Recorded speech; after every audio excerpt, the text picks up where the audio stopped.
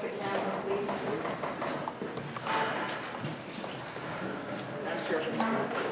Does that work? That's not working. Right, good.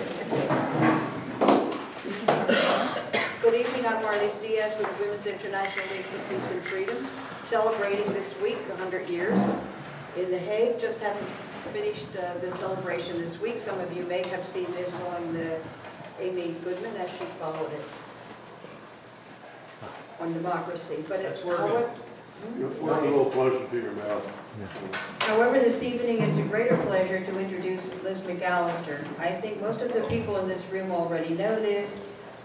She has been one of our mentors, one of our leaders, one of our guidance counselors in the search for peace.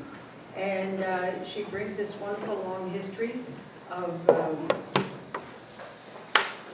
just putting face to power, just standing up for those of us who have been voiceless or those of us who have learned how to have a voice. Liz with Phil Berrigan created the Jonah House, now in Baltimore for some 40 years, since 1973, I believe, starting first on Park Avenue and now by St. Peter Cemetery. Yes. I think most of you are familiar already with Phil Berrigan, Dan Berrigan, all of whom represent for most of us the leaders of the 20th century in our search for peace, and certainly search for peace with some justice, and how we need to learn how to do that in a nonviolent way. I think, Liz, you can come up. I think we know.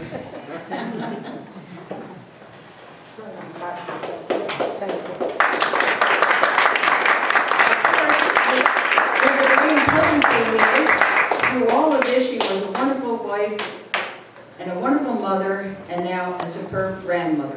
Correct? Correct. The grandmother talks. The grandmother is the most important part. Well, thank you, and thank you for having me. And I guess if there were a title to what I'm going to share, it would be on civil resistance. Thank you. Okay.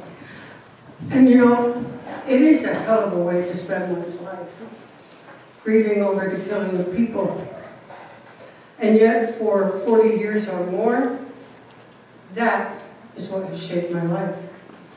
And through those years, I have been about resistance to our country's war-making and greed, the greed from which that war-making spews.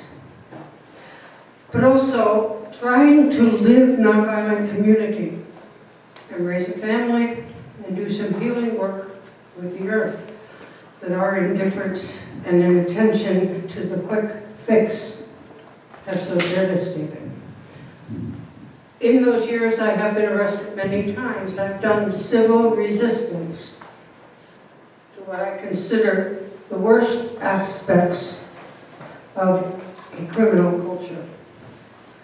I was at the Pentagon this past Good Friday, and I will say that except when I have been in prison, I've been at the Pentagon every Good Friday for more than 40 years. And for the past few years, I've been torn by grief and rage, not only because our country was bombing in Iraq, squeezing hope from those tortured people, but we were also bombing in Afghanistan and making incursions and using drones in all parts of the world. And I also knew that in some of those bombings, we were using depleted uranium. Even though we knew the devastation to people and property that depleted uranium has been, we used it anyhow. And when it fell out of favor, we began using drones. I don't consider them an improvement. The question, what can one do with this kind of knowledge about what our country's about, one who seeks to live responsibly? You know, we are responsible for the blood of millions of people in that Middle East. Iraq, Afghanistan, and on, incursions into many of those countries, squeezing hope from those people. And not only have we been killing them with our bombs and our drones, but many will die from the poisons with which we've littered their geography. We're all responsible, but the Pentagon is preeminently responsible. The blood seeps from that institution. For years, we tried to make that blood more visible by pouring our own blood on the institution. We have acted against criminal wars, and in each action have tried to bring our concern about the crimes of our government to the federal courts. Well, the courts close their ears. The courts legitimize government conduct, even though it is illegal under international law and under our own law, which allegedly upholds and is signatory to the international law. Our conduct is also immoral under God's law. And though the courts prosecute us for criminal conduct, the courts can never make the conduct of our government moral, just, or right. Before then, Governor Martin O'Malley made it illegal. I was with friends who, for over 6 years, spent hours each week outside the Supermax prison in Baltimore, prepared and as that prison prepared and ultimately, murdered 3 people on death row. We watched as those responsible paged through the manual that dictated every step of that execution process. Each was carefully premeditated, orchestrated, and legal. And I walked with the mantra, it was a thread to sanity. You can make it legal, but you can never make it right. We lit our candles and prayed, watched and scorned by lines of city and state police. They had the law on their side, they had power on their side. You can make it legal, you can never make it right. And in that mantra, I realized slavery was legal. Genocide against Native peoples was all legal. The devastation of our sacred earth for profit was all legal. The wage slavery of even women and small children remains legal. I think of the sweatshops around our world. The research, development, construction, and deployment and use of mass destruction, it's all legal. The continuing massacres in which millions of people of color die was and is all legal. And you can make it legal, but you can never make it right. If they blow up the world and when they cut down the last tree, it will all be legal. What does this say about my attitude, our attitude toward the law?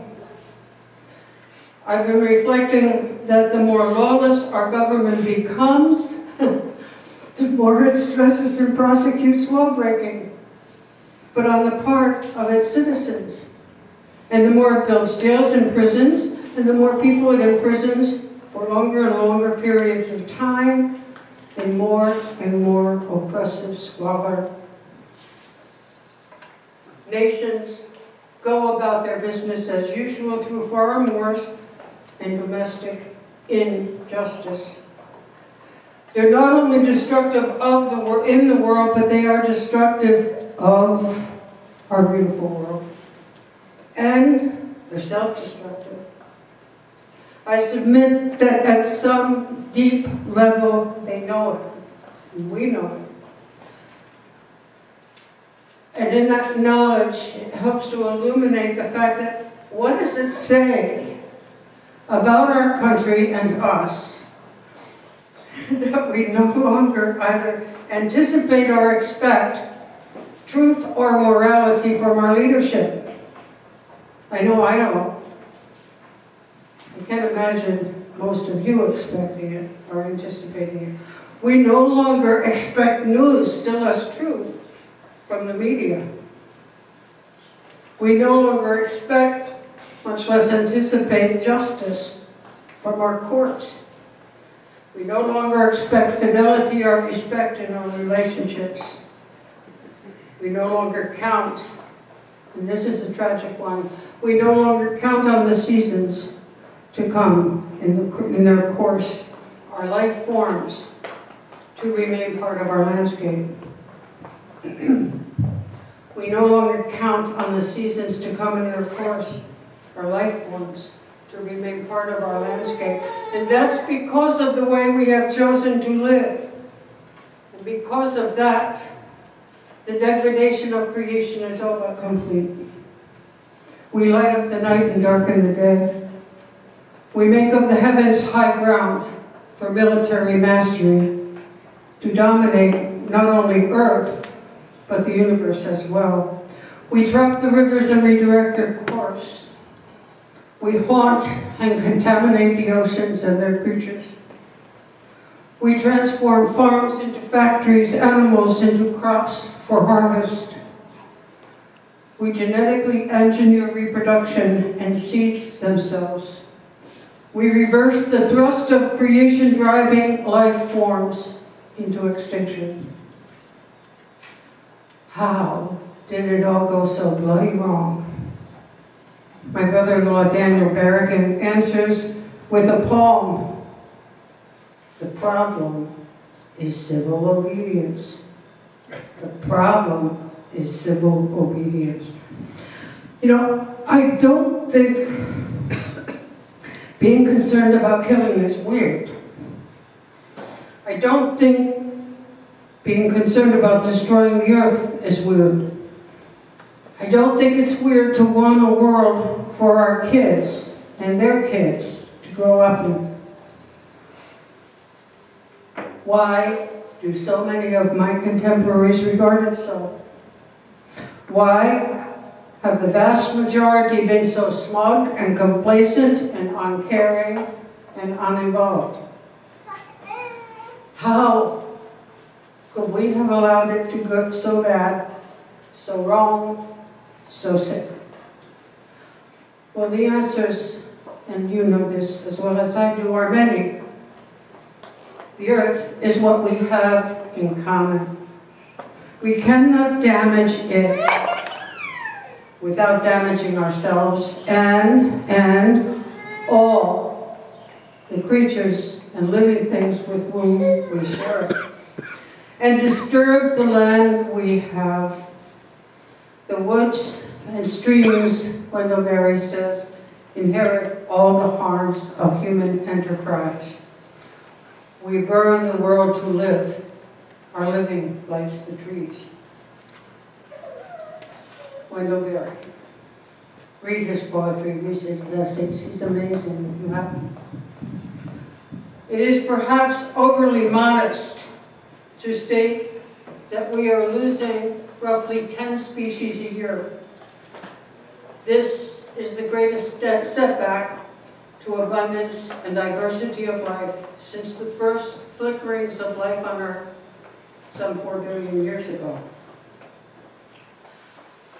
For 30 years, climatologists have predicted that global warming would occur most rapidly at the poles.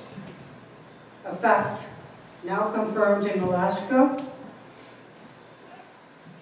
and in the Antarctic Peninsula, which has jumped more than 5 degrees in 50 years, including a 10-degree average warming during its winter months, so that pieces of the ice shelf as large as the state of Delaware have capped off on its eastern shore. The world's glaciers are melting at accelerating rates. The deep waters of the southern oceans are warming. The tundra itself is thawing. The oceans are rising. And insects are poised for warming-driven population explosion that could jeopardize our food crops, forests, and health. And it is this knowledge, and not the short-term balance sheets of energy companies or the multi-layered agendas of the world's diplomats, that should be at the forefront of international action. This, my friends, is more than an environmental problem.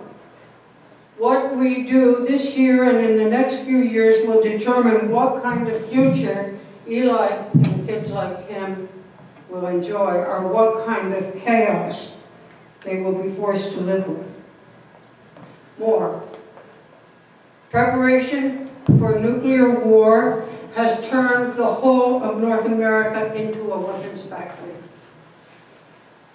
Mining, milling, and processing, enrichment and nuclear reactors, assembly plants, testing sites for nuclear weapons, and nuclear waste repositories. You know, we've set off perhaps 2,000 nuclear weapons on the planet in the last, I don't know how many years, but more than half of them are American. And we've done severe damage to the biosphere and to human health. We've done subtle and not so subtle damage to the human gene pool. And as we produce more and more radioactive material, we enlarge the susceptible population. We increase the number of children with asthma, allergies, juvenile diabetes, heart disease, arthritic conditions, at ages 8 and 9. These children are even more vulnerable to a more hazardous environment. That's a species death process. In the meantime, we have toxic waste dumps, nuclear power plants, pesticides, herbicides, and defoliants created for the Vietnam War, now used on our farms and in our cities. Plus the radioactive garbage sifting down from the stratosphere. The United Nations studies claims 150 megatons from testing alone. And no one's keeping track of what's happening. No one. We are, all of us, deeply entrenched in denial. We have become dependent on things that we know are terribly wrong. And we live by robbing nature. But our standard of living requires that the robbery continue. Our way of life is predicated on having so much more than we need. We're addicted to an entitlement that destroys the land, exhausts its resources, and exploits human nature. And we have become so reliant on our illusions, excesses, and appetites that we can't imagine the world differently. And that's the tragedy. So one of those who won't be silenced, who won't say yes to official criminality, I believe they are the special victims of the campaign of brutalization and of the tactics perfected in our plundering of the third world and its people. All those tactics have come home, ready for use here. I can't but think of this past week or two in Baltimore, or of the deeper meaning of homeland security. Homeland security. Demonstrators go out with some hope that their voices might count, that there's some residue of democracy that they might be able to count on, and they're dismissed as scum, enemies, and they're brutalized. Do we learn that our government is for the few, the powerful, the super rich? Do we learn it's about control of the resources of the earth for corporate giants, even if that means the devastation of the earth, its peoples, and its creatures? Well, we've got to learn it. That is what we're up against. And it's hard to learn, because with every fiber of our being, we don't want to believe it. People of conscience, people who scream out against it, are all exiles, a despised minority. In all of our acts of resistance, the word we send out to this culture is spoken against a prevailing gales in a world of cruelty and murder, a world of conflict, tragedy, combat even. Our words are scarcely audible, rarely attended to amid the noise, inadvertence, and distraction. But our words can level mountains, mountains of pride, fill in valleys, valleys of routine and fatalism and numbing. Thus, the word can clear a way for a return journey, a journey of the spirit to self-understanding, to sanity, to nonviolence, to reverence and rejoicing, to a mystical coherence of mind and heart with creation. And that's not a private experience, because the addictions from which we must return are systemic. The insights from the 12-step programs tell us that the dysfunctional system cannot be reformed, it must be disengaged. We have to develop collective and long-term disciplines of turning around, disciplines that empower a political practice that is non-aggressive and non-exploitative. And while it may seem indulgent to talk this way in view of the suffering of innocent people, yet we know, except through suffering, how can we allow God, or whatever that might be for each of us, to train us, to fling ourselves on the impossible? For we learn in so doing that behind that impossible is God's grace and presence. The future for all of us is an enigma, our road far from clear. But we need to go on giving ourselves, because God continues hoping amid the night. And God continues weeping tears through thousands of human eyes. And God continues calling us to put ourselves out there with those who suffer. And I don't think there's a better way to live than that, living a life of nonviolent civil resistance. Thank you.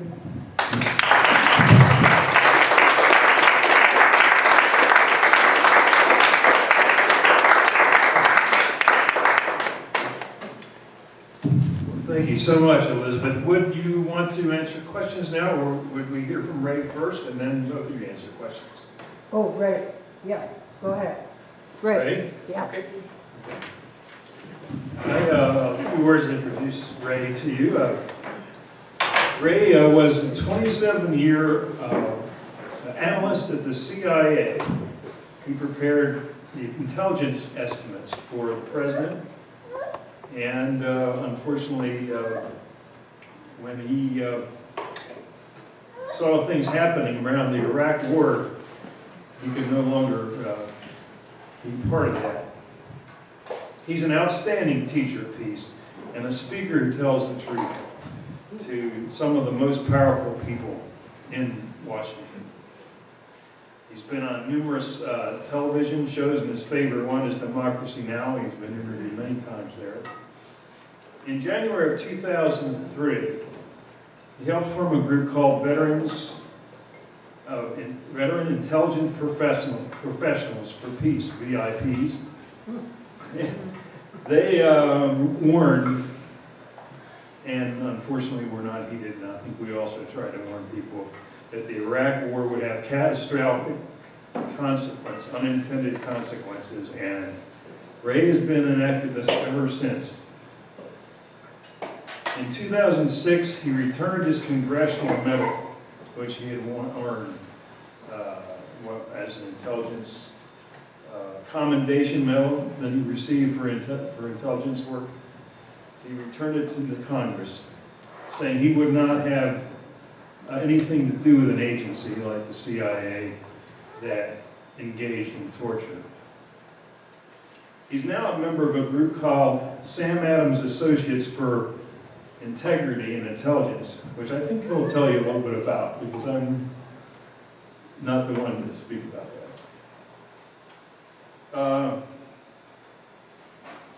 He has spoken truth with power, as I mentioned. He may mention that to you a couple of times that you had some confrontations with some people we didn't know.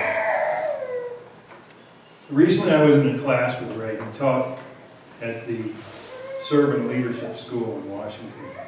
The class was titled, Biblical Justice, Is It an Un-American Activity?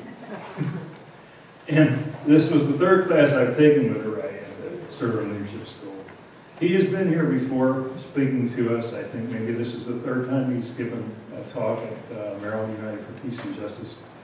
And always he has something really valuable to say to us. He's also fluent in 3 languages, and those are Spanish, Russian, and German, and I would hope he might recite something to us in that, because it's really beautiful. Right?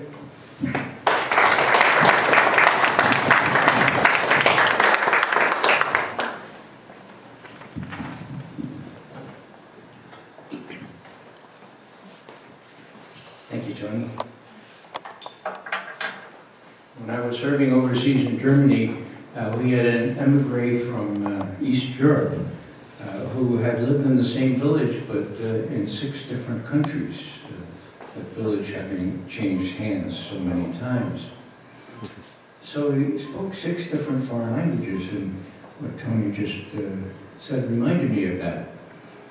We used to have a lot of fun at cocktail parties, because after a while he got onto it, but when he started out, we would say, Igor, how many languages do you speak? And he would say, I am very well speaking 6 foreign languages. English is the best. English is the best. I want to tell you how honored I am to be following our previous speaker here, not only for the message that she imparted, but for having the incredible courage to marry into the Berrigan family. Can you imagine what a challenge that is? What a blessing it's been to all of us. And my wife always says that when I'm going to say something apocryphal, that I need to say beforehand that it's apocryphal, otherwise people don't know if it's true or not. So this is a little apocryphal story about the actual capture of Osama bin Laden. You see, on that SEALs Team 6, they had an imam. And before they killed Osama bin Laden, they let the imam have 5 minutes with him. He did a complete confession, was completely forgiven of all his sins, and went directly to heaven. It was a Friday afternoon. About this time, St. Peter was closing up shop, he's closing down the place. They take the weekends off. And all of a sudden, he sees down the bottom of the hill this great big guy with these white flowing robes coming up the hill. And he looks, he says, my God, that looks like Osama bin Laden. And St. Peter goes by the book, so he went to the book, and sure enough, there was a late entry. Osama bin Laden has confessed, he's been completely forgiven.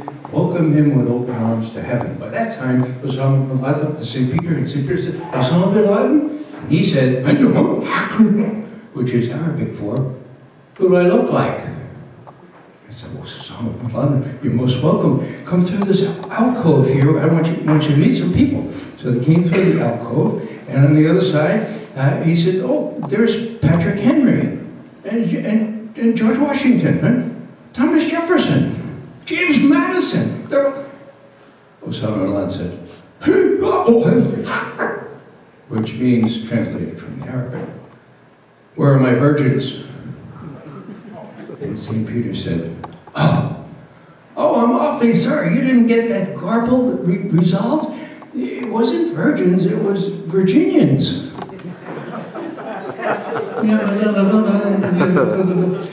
See, we Virginians don't have much to be proud of. You have Barbara Fritchie, we have a bunch of slave owners. Their names happen to be Jefferson and Washington and Madison and all that stuff, but they were slave owners, and that's at least part of their motivation in creating this new country of ours. I don't think we should proceed without saying presente for Sister Megan Rice. Presente. Presente. Greg Percy Obed. Presente. And Michael Wally. Presente. They're the ones that got into the most secure plutonium storage area of, where was it, in Tennessee there, Oak Ridge, and they're all in prison now. And Megan is in New York. Greg, I think, is in Leavenworth, and Michael Wally, I think, is in Pennsylvania. We have their addresses in case anybody wants to have a pen pal. I'm the beneficiary of a Jesuit education, and I'm really, really proud and really happy that I had that opportunity. That was way back in the 1960s. And it feels like the 1860s. My uncle was a Jesuit. He was actually on the first boat, or ship I guess you'd say, to leave California for the Philippines right after the war. When I say the war, I mean World War II. So the Jesuit mystique was sort of drummed into me, but I read from Dan Berrigan's autobiography, which everyone really should read. It's called To Dwell in Peace. He was asked, well, what about this Jesuit mystique? And he said, Jesuit mystique? That's a mistake. He said, Jesuits just like everybody else. There's some good ones and there's some bad ones. And unfortunately, being out of places like Fordham and Georgetown, I have to tell you, over recent years, it's been a very mixed blessing, and it's the kind of thing we have to acknowledge, and we have to stand up to scandal. Dan Berrigan said that the great institution of the Jesuit University is likely to succumb to all the pressures, the enculturation that results in having it fall far short of its promise. What do I mean? Antonin Scalia,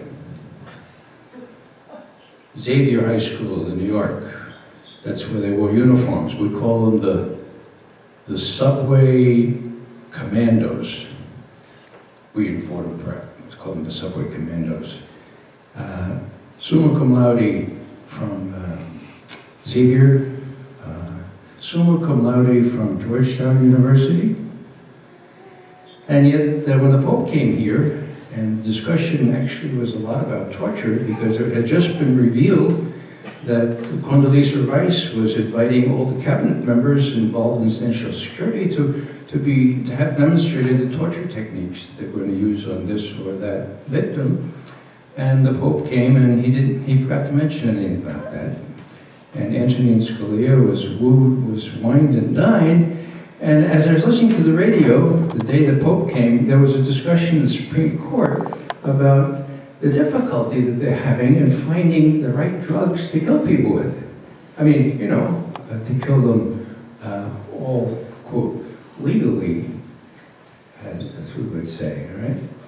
So at one point, Scalia lost his patience and he says, since when, so where, show me where in the Constitution it says that when we execute people, it has to be painless. Huh? Show me that. I couldn't believe it. The question was, you know, how to lessen the pain of killing people. Now, another fellow out of Georgetown, his name was David Addington, and he was Vice President Cheney's lawyer. Georgetown University, summa cum laude, Georgetown College, big lawyer, and he was the guy that wrote the justification for torture. So it's kind of a mixed bag there. Now, when I heard that Fordham University was going to give an honorary degree to a fellow named John Brennan, who some of you know is now, what is John Brennan now? Head of the CIA, right? Then he was only the National Security Advisor Deputy for Counterterrorism. They were going to let him give a commencement speech just 3 years ago. And this is a fellow who has defended what they call extraordinary rendition, which is really kidnapping, prior to torture. And so a lot of us thought, you know, that's pretty bad. You shouldn't give him the podium to, you know, see people off. What kind of example does that give? Well, he came anyway, and not only did he give the commencement address, but he gave that he got an honorary doctorate in, you know, separate the words here. I was going to say inhumane letters, but it's not inhumane, it's inhumane letters. Now this is the guy that defended torture. He was right in the thick of it. Now there were some people who objected to that, but only a handful, only a handful. And now, some of the university professors, now that it's become very clear from the Senate report how deep the torture was and who was involved, some of the professors, to their credit, have petitioned the president of the university to take away the honorary doctorate. Take away the honorary doctorate of humane letters. It's a very unusual, very gutsy sort of move, you know. So what I'm saying here is that I feel blessed because I was a little older than most of these folks. John Brennan was 7 years after me at Fordham College. He must have learned different things. When we learned moral theology, you know, there was a category of evil that we learned was called intrinsic evil. Okay? I don't know if anybody can identify with that. I mean, like, all was wrong, you know? And into that category fit rape, slavery, and torture. No second thoughts about that. Torture is always wrong. You never do that to another human being. Now, I'm very sorry to report that when some of the top students at Fordham College objected to John Brennan coming to give the commencement address, the president of the university, a fellow named Joseph McShane, was in a quandary as to why they would object. And so one of them went and saw him. His name is Scott McDonald. And he has written that when Father McShane said, well, what's your problem? He said, well, Father, torture's my problem. And Father McShane said, torture is a gray area. So maybe the teaching of moral theology changed in the 7 years between myself and John Brennan, but now, in the opinion of the president of Fordham University, torture is a gray area. Now, he hastened to say, now this is off the record. If you say anything about this, you'd be in real trouble. So to his credit, Scott McDonald says, no, if you want to put something off the record, you do that beforehand, you know. And so he's told a couple of us. Now, this is scandalous. But we don't avoid further scandal by sort of ducking behind the woods and making believe everything is okay. I want to honor the good example given earlier, and not, Liz didn't go over 20 minutes, so I'm not going to go over 20 minutes either. What did I learn at Fordham? Well, in my day at Fordham, we had to read so much of Thomas Aquinas. Where's Tommy? Is he still here? Ah, there he is, okay.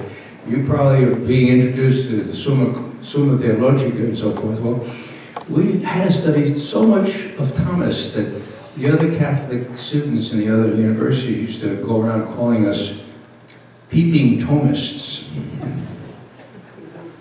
But you know what? Every now and then something, and I enjoy telling this to the college kids, and something sinks in and you remember it, and it becomes helpful in later life. And what I remembered when I got really, really angry what had happened to my profession of intelligence analysis, okay? We used to speak truth to power. When George Bush and Dick Cheney said, well, no, we want you to manufacture, I say that again, manufacture intelligence to justify the war against Iraq, my former colleague did that. In other words, folks, don't let anybody tell you that this was a mistake. This was fraud. This was out and out fraud. Now, I get really angry.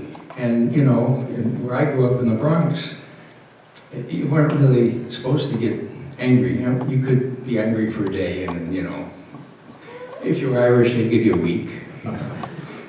But it was frowned upon to be angry. Well, you know, then I remembered what Thomas Aquinas said about anger. This fits in with what Liz was saying before. It's question 158, in case you want to look it up. Tell me if your bed table. Those are the others of you who have the sola theologica at your bed table. Question 158. Okay. Now Thomas is writing about virtue, and he's he's brought this Pythagorean idea where virtue is in the middle. So too much of anything is no good. Too little is also no. Take courage, for example. That's the virtue, right? Too much foolhardiness, no good. Too little milk toast, also not good. Now he complained bitterly that there was no word in Latin in which he was writing for the virtue of anger. I'll say that again. The virtue of anger. And he complained bitterly, and he didn't know what to do about it, so he went back to John Chrysostom of the 4th century church, who wrote, and he quotes, Thomas quotes him, he or she who is not angry when there is just cause for anger sins. Why? Because anger looks to the good of justice. And if you can live amid injustice without anger, you are unjust. Wow. Now Thomas had a way of improving the fathers of the church. He'd add a sort of corollary, it would be a Thomist corollary. And in this case, he did a good job because he talked about unreasoned patience. That's the best translation we can do from the Latin. He said, unreasoned patience sows the seeds of vice, nourishes negligence, and encourages not only evil people, but good people to do evil. Think of all those German Catholics and Lutherans during the 30s. They couldn't find their voice, could they? Now, I just came back from a Vietnam seminar in the NYU school and the place they have in Washington. And Tom Hayden referred to me as the CIA guy gone to become a Catholic worker. Well, that's great. That's great by me, you know. I learned a lot from Catholic workers, and of course from people like people at your house, people like Liz. So let me kind of tell you a little bit about my arrests. Now, how many of you know Art Laffin?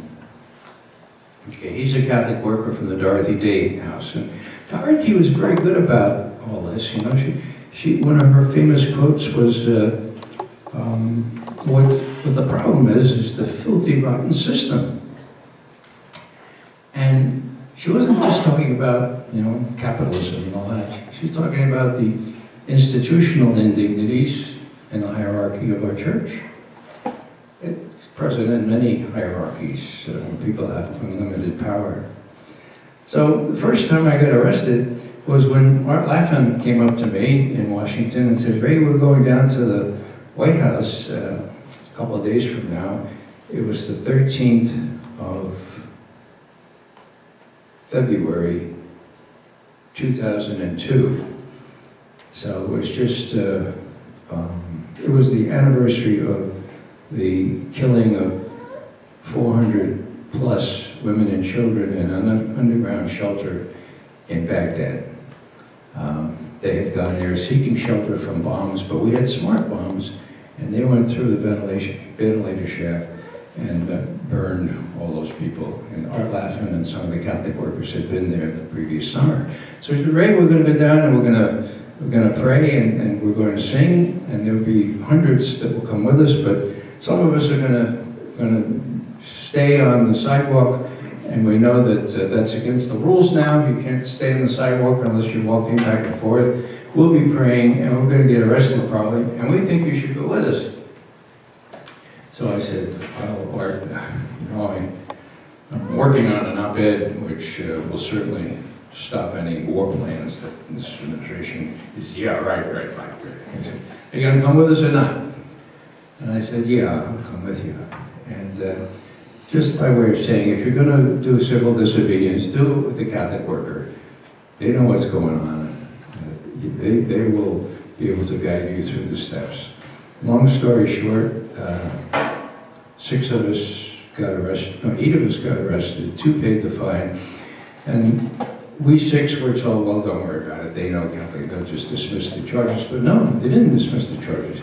They had us into court, and when I walked into that courtroom, I thought, wow, this is serious stuff. There was a table in the middle with 6 chairs, and there were a couple hundred people around, and there were a lot of things going on that day. We were first. So we're sitting down and saying, oh, what's this about? So the judge comes in, everybody stands, of course. She sits down, and the policeman goes up and says,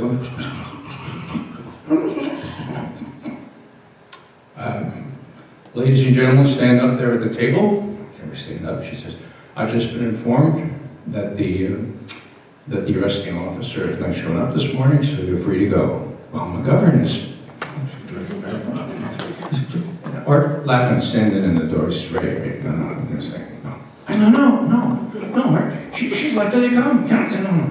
Right? Your Honor, would it be all right if I took a couple of minutes just to explain what we were doing? No, Art, no. And the African-American woman judge says, yes, you may. And in the next 5 minutes, Art Laffin gave the most eloquent, moving depiction of what he saw in this underground shelter in Baghdad just 3 months previous. And everybody there was educated, everybody, the hundreds of people that were around in that courtroom. And at the end, he said, now, Your Honor, I expect we'll be seeing each other again shortly. She had trouble suppressing a laugh, you know. She said, yes, well, you may go now. So we were dismissed, and then I really am out the door, and I'm halfway down the block, and Art says, hey, Ray, come on back. So I went back, and we sat down, we had coffee, and Art said, Ray, what just happened here? And I said, we got off. He says, no, Ray, what just happened? I said, well, the cop didn't show up. She says, yeah, do you remember her? I said, yeah, she was, you know, when we finally got in that warm van, we talked to her, she seemed to be listening. Well, Ray, do you think maybe that has something to do with why she didn't show up? I said, no. Ray, you don't think that civil disobedience can be contagious? Wow, you think? He says, yeah, we run into this all the time. She knew that if those people go to war, it's going to be her husband, her kids. And she didn't want any part of being associated with prosecuting people who were protesting, trying to prevent the war. Now, wow. So I learned a lot. Then I'm reading the good news the next week, and come to the part there where Jesus is saying, look, when they, you know, if you stand up for justice, they're going to arrest you, and they're going to bring you before the judge,